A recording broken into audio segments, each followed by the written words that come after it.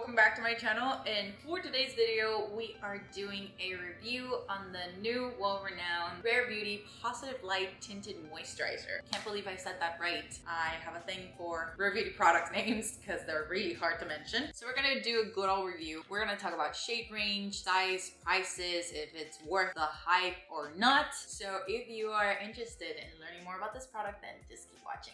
So let's start first with what it is. It's a flexible tinted moisturizer that immediately blurs skin with glowy, light to medium coverage, all while hydrating and protecting skin from the sun. Because this is a tinted moisturizer with SPF 20 sunscreen, so it does protect you from the sun as well. Either way, I always apply sunscreen underneath makeup because the extra protection is needed. So the highlights of this product is that it's a liquid formula, it's light in coverage, radiant finish, hydrating, best for dry, combo, normal skin, and without hair vents. Already looks like the kind of product that I would like because just like I said in the Sephora VIP sale recommendations video, Rare Beauty never fails me when it comes to skin products, and the fact that this is light coverage, you guys know that I love light coverage, and fresh and radiant finish is something that I'm all about. When it comes to shade range, it brings about 24 shades. I am really satisfied with the way that this looks because it looks very balanced. You know, sometimes you can have a very big range of foundations but very focused on light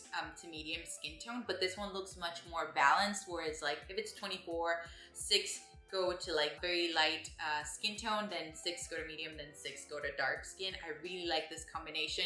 I feel like it doesn't let anyone out, and I'm okay with the number 24 because it's supposed to be a tinted moisturizer. It doesn't bring coverage. It's not supposed to match you perfectly. I mean, if it does, great, but it's not supposed to, so I'm really happy with that. It brings 1 fluid ounces, pretty much like any regular tinted moisturizer or foundation, so that looks pretty good. It costs $29, which I feel like it's a decent price. I mean, Rare Beauty isn't a drugstore product. It also isn't like luxurious, so $30 seems pretty fair to me when it comes to their products. They're really good, and I think they're worth your buck. I'm not saying this one specifically, but in general, they're really, really good. So you do get that exchange, the price for the quality. So this is what the package looks like. I find it weird that it has this little dent. I don't know if it's on purpose. I'm gonna have to research that as I edit this, but I don't understand why it has a dent in here. Usually when products have dents like this is because they can match or attach onto another one, so I don't really know the purpose of that. Other than that, it's different from the original packaging, which was a little bit more high-end and more luxurious, but I get it. A tinted moisturizer is something that you keep on the day-to-day usually, and that you have on the go, so I do appreciate that it's plastic. I can take it anywhere, you know, I can throw it in my bag, know that it's gonna be fine, and I can let it fall because I'm very clumsy and it's not gonna break. I know that the original one is like glassy and it looks really nice, but you have to be more careful with glass stuff. So this feels good so far. So let's get into trying it out. So I'm gonna do one side of my face and then I'm gonna leave the other one blank just so that we can see how much like it can cover and the difference on my skin. Hopefully this will match me, so we'll see. I'm gonna use the e.l.f. airbrush stippling brush. It's really good for light coverage and liquid formulas.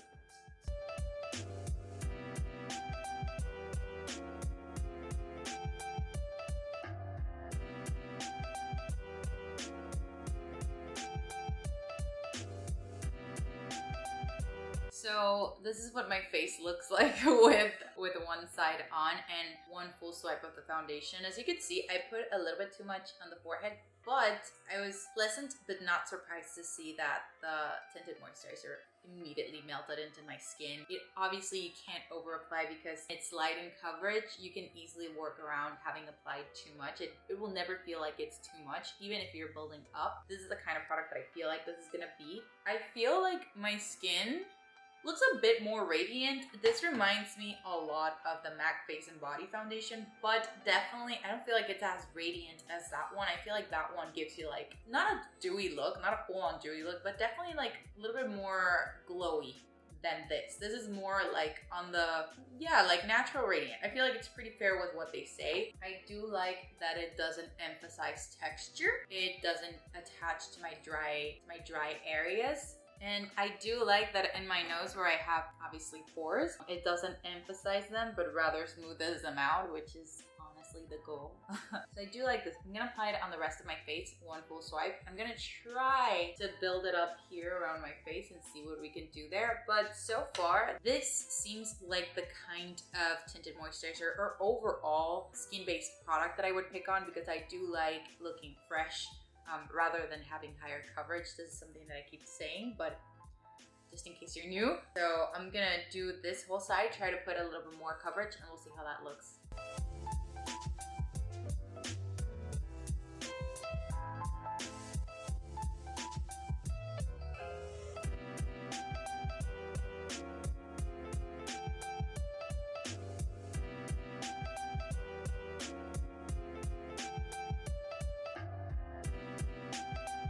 So this is what my face looks like. I'm gonna actually zoom you guys in so you can see. I have plenty of texture going on, and I want you to see how the foundation goes with that. So if you look around here, I don't know if it's like allergies or whatnot, but I have a bunch of like little like bumps around my face. And I find that the tinted moisturizer doesn't lie on the skin, but rather is absorbed. So it doesn't really emphasize that. This is the one layer, this is double layer. And this coverage is just fine. I don't mind not having perfect, super perfect skin, especially on the day-to-day or just going out for a full-on day. And I really like that. One, my nose doesn't look like I have pores, which is good enough for me, that I look radiant enough, and that it doesn't attach to anything dry. I know for sure, I can tell that when it dries down, it'll probably highlight my smile lines and around here, but I'm okay with that. So as long as it's not too harsh.